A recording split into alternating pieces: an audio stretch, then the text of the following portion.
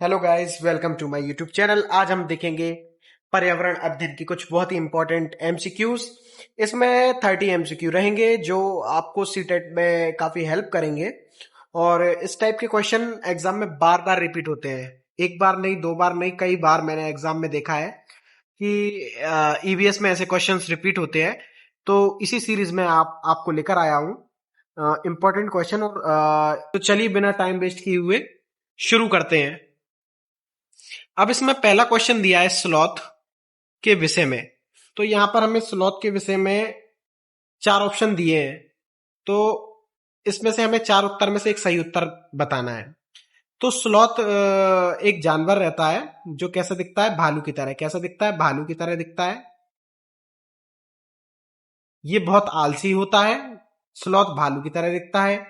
ये बहुत आलसी होता है। ये दिन में 17 घंटे लगभग सोता रहता है। ठीक है। और जिस पेड़ पे ये रहता है उसी पेड़ की ये पत्ती खाता है। ठीक है। तो अब इसमें से हमें सही उत्तर चुनना है, तो इसका ऑप्शन नंबर बी सही है।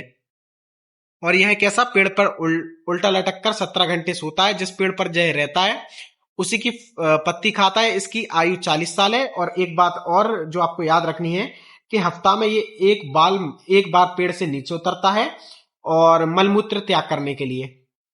घटपर्णी कई बार एग्जाम में पूछा गया है। इस पर तो ट्रिपल स्टार भी कम पड़ जाएंगे। 5 स्टार लगा लीजिए। इस पे कितने स्टार लगा लीजिए? 5 स्टार। इस बार भी आएगा ये। तो थीम प्लांट पौधे, घटपर्णी पौधा नेपेंथिस जिसको इंग्लिश में बोलते हैं, इसके संबंध में कौन सा कथन सही है?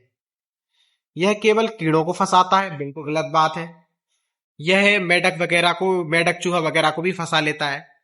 यह कीड़ों को आकर्षित करने के लिए तीखी आवाज निकालता है। ये आवाज नहीं निकालता, इसमें से खुशबू आती है। यह राजस्थान के रेगिस्तान में उगता है, बिल्कुल गलत बात है। ये भारत में मेघालय में, इंडोनेशिया में और ऑस्ट्रेलिया में उगता है।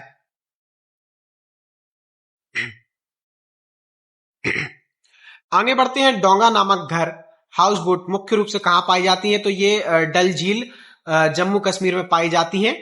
ठीक है। डोंगा एक प्रकार की कैसी है? हाउस बोट है। क्या एक प्रकार की हाउस बोट है डोंगा?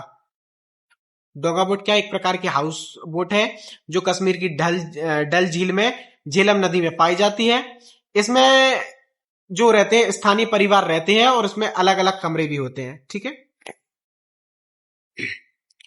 एनसीएफ 2005 के अनुसार प्राथमिक स्तर पर ईवीएस शिक्षण का मुख्य उद्देश्य क्या होना चाहिए? परिभाषा को याद करना है तो रटने के लिए रोट लर्निंग तो हमेशा मना होती है।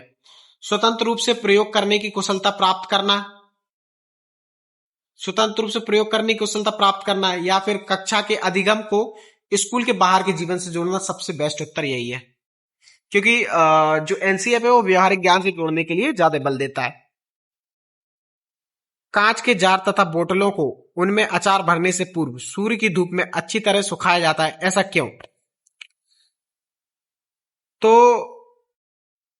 उनकी नमी हटाने के लिए किया जाता है। Very very simple question, simple question था। किस राज्य में बकान जो रहते हैं बांस के खंभों में 10 से 12 फीट जो रहते हैं ऊंचाई पे बनते हैं? तो ये रहता है असम में। ठीक है। अगर मीटर की बात करें तो 3 से 3.5 मीटर की ऊंचाई पर, और अगर फीट की बात करें तो 10 से 12 फीट। वह कौन सा पक्षी है जो अपनी गर्दन को काफी हद तक उल्लू उल्लू है इसका उत्तर। सिंपल। चिराग बहुत बार पूछा गया है। इस पे तो आप 5 स्टार लगा लो। कितना लगा लो? 5 और 6 और 7, 10 स्टार भी लगा लो तो कम पड़ेगा। ये इस बार भी मुझे लग रहा है कि आएगा। ये मिजोरम में होता है। ये बांस का नृत्य होता है जिसको चिराव डांस बोलते हैं। ठीक है। चिराव मिजोरम का प्रसिद्ध बांस नृत्य है जो फसल कटने के बाद उत्सव मनाया जाता है। मतलब जब फसल को हार्वेस्ट कर देते हैं तब ये उत्सव मनाया जाता है। ठीक है। आगे बढ़ते हैं। मृत सागर क्या है? ठीक है। तो जिसमें जहाजों का चलना खतरनाक है, ऐसा सागर जो सभी महासागरों व सागरों से भी ज्यादा नमकीन है। तो सबसे ज्यादा खारा खारा सागर कौन सा है? मृत सागर है। कौन सा सागर है? मृत सागर। इस पे भी एक नहीं, दो नहीं, तीन नहीं, चार नहीं, पांच नहीं, छह नहीं, 7 स्टार लगा लो। और ये इतना नमकीन सागर है कि इस पे आप लेटोगे तो भी तैरोगे, है ना। और इसमें एक एक लीटर में कम से कम 300 ग्राम नमक निकाल सकते हैं। ठीक है, अत्यधिक घनत्व के कारण इसमें इंसान आराम से तैर सकता है, वही जो मैंने आपको बात बताई। प्राथमिक स्तर पर ईवीएस की पाठ्य पुस्तक में चित्रों को शामिल करने का मुख्य उद्देश्य क्या है? क्या है इसमें जो मुख्य उद्देश्य है? अमूर्त अवधारणाओं को समझने की सहायता करना। ठीक है, तो अमूर्त अवधारणा मतलब कि इमेजिनरी चीजों को आराम से बच्चा देखकर समझ जाए, इसलिए जो किताबें हैं उनमें पाठ्य पुस्तक में चित्रों को शामिल किया गया है।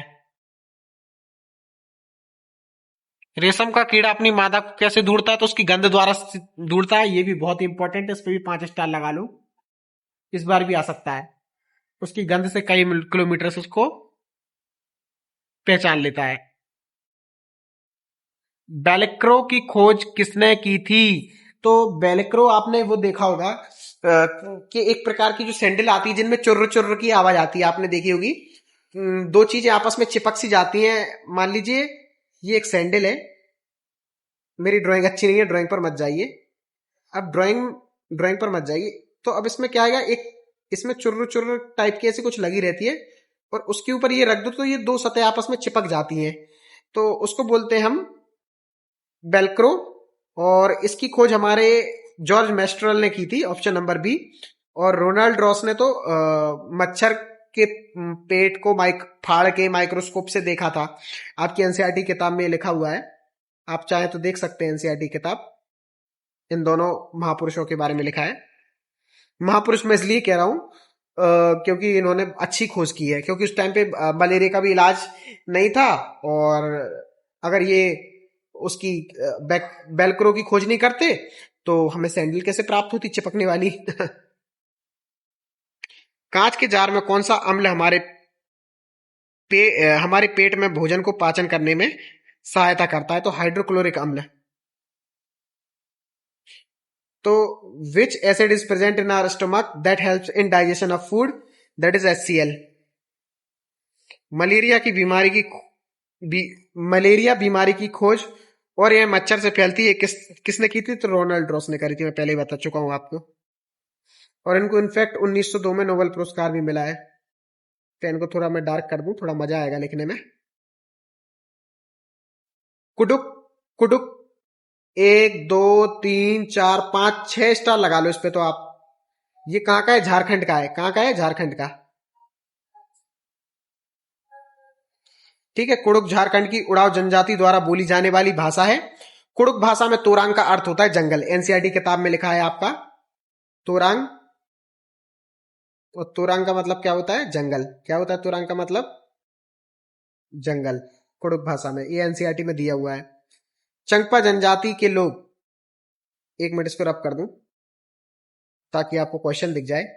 चंगपा जनजाति के लोग अपने रहने के लिए त्रिकोणीय शंकुआकार तंबू बनाते हैं, जिसको हम क्या बोलते हैं? रैबो बोलते हैं। क्या बोलते हैं? रैबो। ठीक है, तो लद्दाख लद्दाख की जो चंगपा जनजाति है वो अपने याक के बालों से बने कपड़े से शंकुआकार तंबू बनाती है, जिसे रैबो कहते हैं, जो पश्मीना बकरियों के बाड़े के बालों से जो फाइन हेयर होते हैं उनसे बनते हैं। थीम प्लांट रेगिस्तानी ओक, डेजर्ट ओक नामक वृक्ष के बारे में सही कथन बताना है। तो इस पे तो आप 10 स्टार लगा लो, वो भी कम पड़ जाएंगे क्योंकि कई बार एग्जाम में ये क्वेश्चन पूछा गया है। ऑप्शन पर चलते हैं, क्या क्या दिए हैं। यह राजस्थान के रेगिस्तान में पाया जाता है। बिल्कुल गलत बात, गलत बात। इसकी जड़ें पानी तक पहुंचने तक बहुत गहराई तक जाती हैं। ठीक है, इसको मान लेते हैं। इसमें बहुत सारी पत्तियां होती हैं। गलत बात। यह एक विशाल बरगद का पेड़ है। गलत बात। इसकी जड़ें पानी तक पहुंचने के लिए बहुत अधिक गहराई तक चली जाती है। सही बात है। ठीक है, तो इसके बारे में थोड़ा सा मैं डिटेलिंग कर देता हूं आपको कि रेगिस्तानी ओक ऑस्ट्रेलिया में पाया जाता है। इसकी जड़ें बहुत गहराई तक 30 गुना तक जाती हैं जब तक पानी न मिल जाए। इसके तने में पानी जमा रहता है, जिसे स्थानीय लोग पाइप लगा डालकर पीते हैं, और इसकी जो हाइट रहती है वो कमरे के बराबर होती है, 3 से 4 मीटर के आसपास। ईवीएस में पोर्टफोलियो का प्राथमिक उपयोग क्या है? तो बच्चों को केवल वार्षिक परीक्षा अंक रखना, बिल्कुल गलत। तो फिर रिपोर्ट कार्ड हो जाता है ना उसके लिए। तो गृह कार्य का रिकॉर्ड रखना, बिल्कुल गलत। अभिभावकों की शिकायत करना, बिल्कुल गलत। बचा क्या हमारा? ऑप्शन बी, समय के साथ बच्चे की प्रगति एवं व्यवस्थित संग्रह करना पोर्टफोलियो कहलाता है। तो पोर्टफोलियो के बारे में थोड़ी सी डिटेलिंग कर देता हूं मैं आपको, कि पोर्टफोलियो बच्चे के कार्यों और प्रगति का एक निश्चित अवधि में एकत्रित किया गया प्रमाणिक दस्तावेज संग्रह है। तो पोर्टफोलियो क्या है? बच्चे के कार्यों और प्रगति का एक निश्चित अवधि में एकत्रित किया गया प्रमाणिक संग्रह है। आगे बढ़ते हैं। हांगकांग में निम्नलिखित में से कौन सा व्यंजन सबसे लोकप्रिय है? तो लिंग हुंग फू है, और लिंग हुंग फू में ये सांप से बनता है। ठीक है, हांगकांग में लोग सांप खाना पसंद करते हैं। सांप से बने व्यंजन को लिंगू फेन बोलते हैं। कौन सा पक्षी पत्थरों के बीच खाली जगह में अपना घोंसला बनाता है? तो फाख्ता बनाता है। ठीक है, डोव जिसको इंग्लिश में बोलते हैं।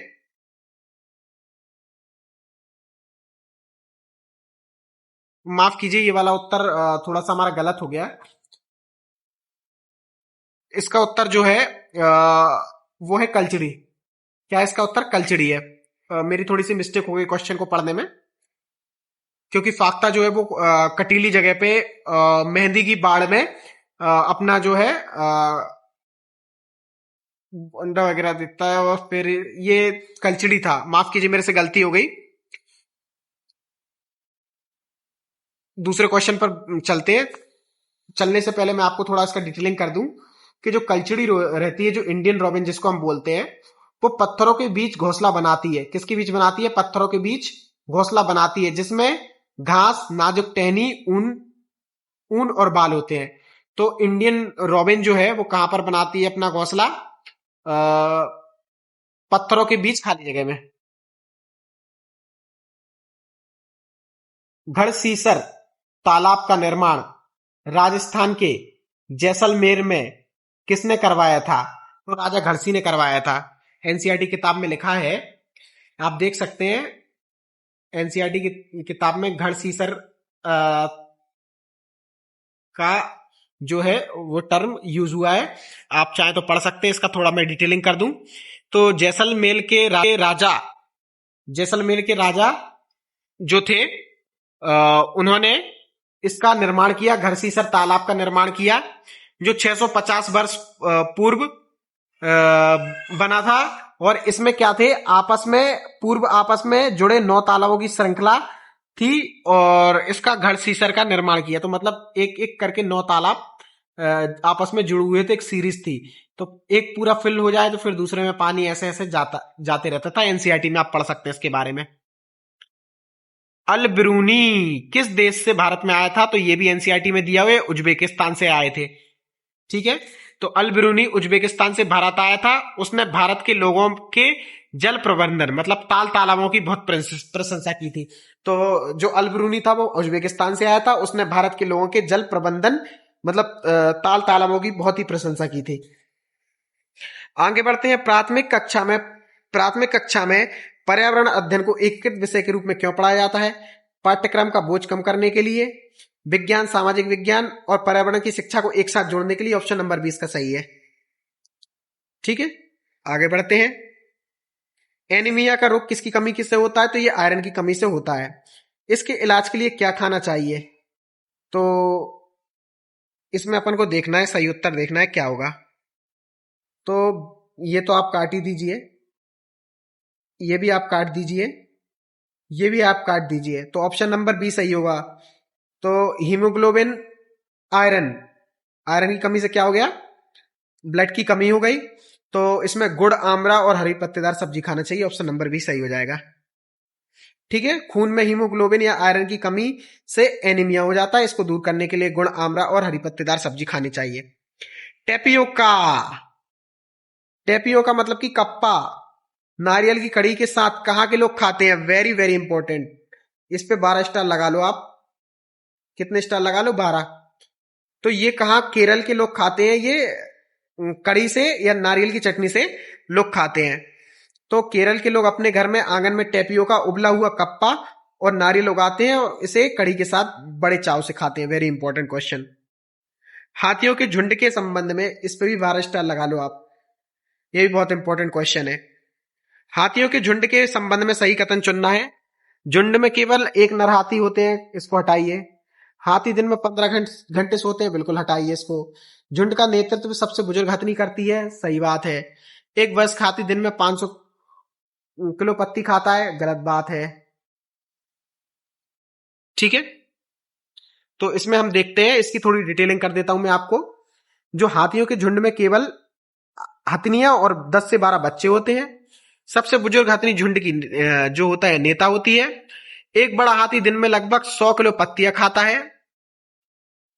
ठीक है, और जो मेल एलिफेंट रहते हैं, जो पुरुष हाथी रहते हैं, वो 14 से 15 साल की उम्र में झुंड को छोड़ देते हैं। कितनी? मेल हाथी 14 से 15 साल की उम्र में झुंड को छोड़ देते हैं। झुंड को क्या कर देते हैं? छोड़ देते हैं, लीव कर देते हैं। एक मिनट, बहुत नीचे आ गए। यहां तक कंप्लीट हो गया था हमारा, ये भी हो गया था। अब हमारा 27वां क्वेश्चन है। फूलों की घाटी हम उत्तराखंड को बोलते हैं, इसमें सोचने की बात नहीं है। ठीक है, और ये जो उत्तराखंड है वो हमारा हिमालय क्षेत्र में स्थित है, जहां पहाड़ियों के बीच लाल, पीले व नीले फूल खिलते हैं। ईवीएस में क्षेत्र भ्रमण आयोजित करने का मुख्य शैक्षणिक उद्देश्य क्या है? पिकनिक मनाना, बिल्कुल गलत बात है। स्कूल का फंड इस्तेमाल करना, गलत बात है। अभिभावकों को खुश करना, गलत बात है। सही उत्तर है छात्रों को प्रत्यक्ष अनुभव देना। बल्लम क्या होते हैं जो भारत के एक राज्य में बच्चों द्वारा स्कूल पहुंचने के लिए उपयोग होते हैं? तो ये केरल में लकड़ी की बनी एक नाव है। ठीक है। Vallam is a small wooden boat used by school children in Kerala to cross rivers. आगे बढ़ते हैं। सतत एवं व्यापक मूल्यांकन में ईवीएस के तहत सच्ची अधिगम प्रक्रिया को मापने के लिए सबसे उपयुक्त उपकरण कौन सा है? पेन पेपर परीक्षा, बिल्कुल नहीं। केवल मौखिक परीक्षा, केवल शब्द आ गया, बिल्कुल गलत। केवल प्रोजेक्ट आ गया, बिल्कुल गलत। एनेक्डोटल रिकॉर्ड, बिल्कुल सही बात है, ऑप्शन नंबर बी सही होगा। तो उपाख्यानात्मक अभिलेख मतलब कि एनेक्डोटल रिकॉर्ड में बच्चे के विशिष्ट व्यवहार, घटनाओं और गतिविधि का अवलोकन करके तथ्यात्मक विवरण लिखा जाता है। ठीक है, तो होपफुली गाइस आप लोगों को ये वीडियो पसंद आया हो। अगर आप लोगों को मेरा ये वीडियो पसंद आया हो तो चैनल को प्लीज लाइक शेयर सब्सक्राइब कीजिए। मिलते हैं नेक्स्ट वीडियो में।